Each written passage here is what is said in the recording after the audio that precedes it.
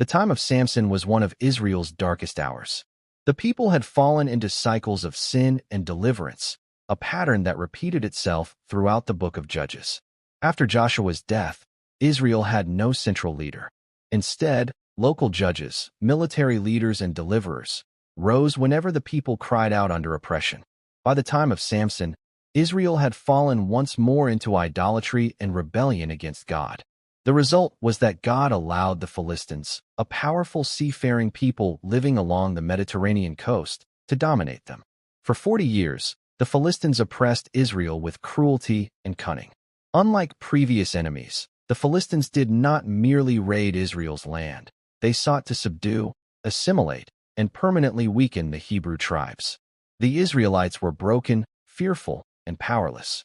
It was in this setting that God prepared an unlikely deliverer, one whose very birth would be a miracle, whose life would be extraordinary, and whose destiny would intertwine tragedy with triumph. In a small town called Zorah in the territory of Dan, lived a man named Manoah and his wife. They were godly but burdened with grief because they had no children. One ordinary day, Manoah's wife was visited by an extraordinary guest, the angel of the Lord, a divine messenger who carried the very presence of God. The angel appeared in radiant glory and said, "Behold, you shall conceive and bear a son. Now, therefore, be careful not to drink wine or strong drink, nor eat anything unclean. For behold, you shall conceive and bear a son. No razor shall touch his head, for the child shall be a Nazirite to God from the womb. He shall begin to deliver Israel out of the hand of the Philistines." Judges 13 verses 3-5. This was a breathtaking prophecy. Not only would the barren woman bear a child, but that child would have a holy consecration, the Nazirite vow, a special dedication to God. Nazirites abstained from wine, avoided contact with corpses, and never cut their hair, outward signs of inward devotion. When Manoah's wife told him, he prayed for the angel to return and give them further instruction on how to raise the boy. God granted the request, and the angel appeared again, repeating the command to raise the child as a Nazirite. When Manoah offered food, the angel refused, instructing him instead to offer it as a burnt offering to the Lord. As the flames rose from the altar, the angel ascended in the fire and disappeared into heaven, leaving Manoah and his wife awestruck, trembling with holy fear. Soon, the promise came true. The woman conceived and bore a son, and they named him Samson, meaning little sun or sunlike, a symbol of light shining in Israel's darkest time. Samson grew, and the blessing of the Lord was upon him. From his youth, extraordinary strength marked his life, a divine gift for his calling. The Spirit of the Lord would stir him in the camp of Dan, moving him toward his destiny. Unlike other judges who gathered armies to fight, Samson was destined to be a lone warrior. His strength would not be ordinary. It would be supernatural, designed to strike terror into the Philistines.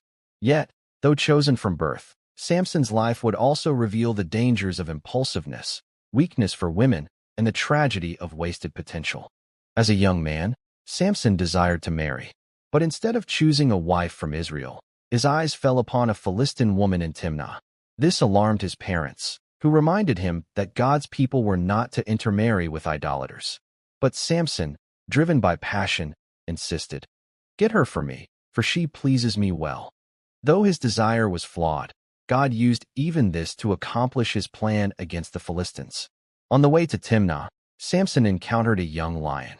Suddenly, the Spirit of the Lord came mightily upon him, and with his bare hands, Samson tore the lion apart as though it were nothing. Later, when he returned to take the woman, Samson passed by the lion's carcass and found that a swarm of bees had made honey inside it. He scooped the honey and ate, giving some to his parents but not telling them its source. This strange incident would soon become the basis of a riddle. At the wedding feast, Samson posed the riddle to the Philistine guests. Out of the eater came something to eat. Out of the strong came something sweet. If they solved it within 7 days, he would give them 30 linen garments. If not, they must give him the same. Unable to solve it, the Philistines coerced Samson's new wife, threatening her family. She wept and pressed Samson until he revealed the answer. She betrayed him, and the Philistines proudly declared, "What is sweeter than honey?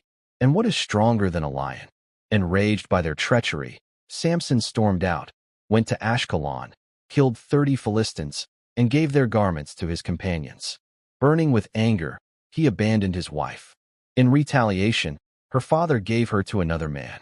When Samson later returned for his wife, her father refused him, offering instead her younger sister. Humiliated, Samson vowed revenge. He caught 300 foxes, tied their tails in pairs with torches, and released them into Philistine grain fields, vineyards, and olive groves, devastating their harvest. The Philistines, enraged, burned Samson's wife and her father alive. In turn, Samson slaughtered many Philistines in revenge. War between one man and an entire nation had begun. The Philistines gathered their armies and camped in Judah, demanding that Israel hand over Samson. Terrified, 3,000 men of Judah went to bind him, fearing the Philistines more than they trusted God's deliverer. Samson agreed to be bound, but only on condition they would not kill him themselves. As the Philistines came shouting, the Spirit of the Lord rushed upon Samson. The ropes melted from his hands like flax in fire. Finding a fresh jawbone of a donkey, he seized it and struck down 1,000 men. Exhausted and thirsty afterward, Samson cried out to God, fearing he would die of thirst. In mercy, God split open a hollow place, and water flowed to revive him. Samson judged Israel for 20 years, yet the Philistine threat remained. One night, Samson went to Gaza and spent time with a harlot.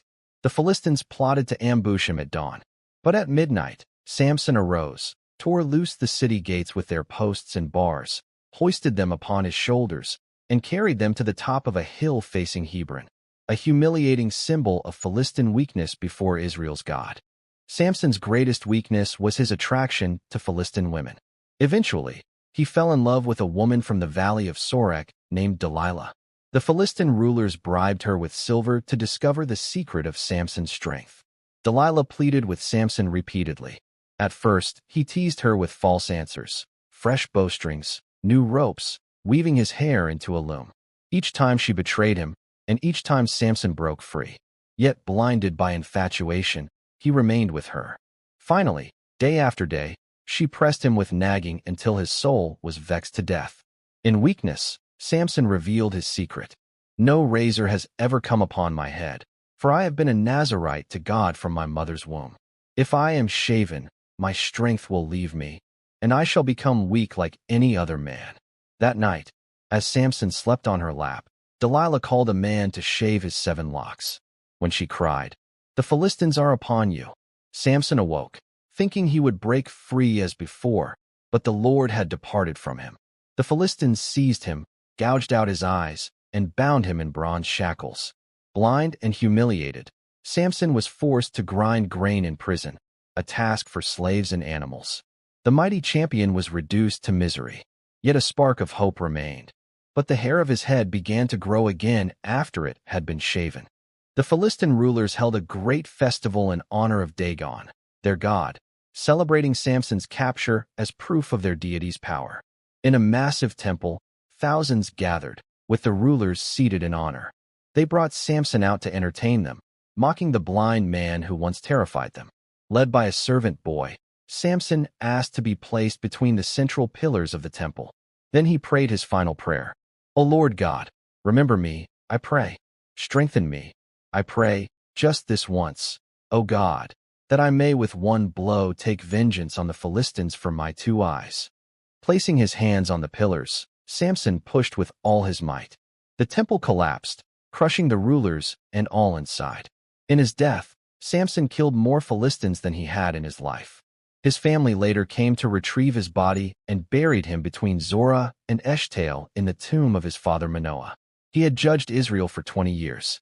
The story of Samson is both inspiring and tragic.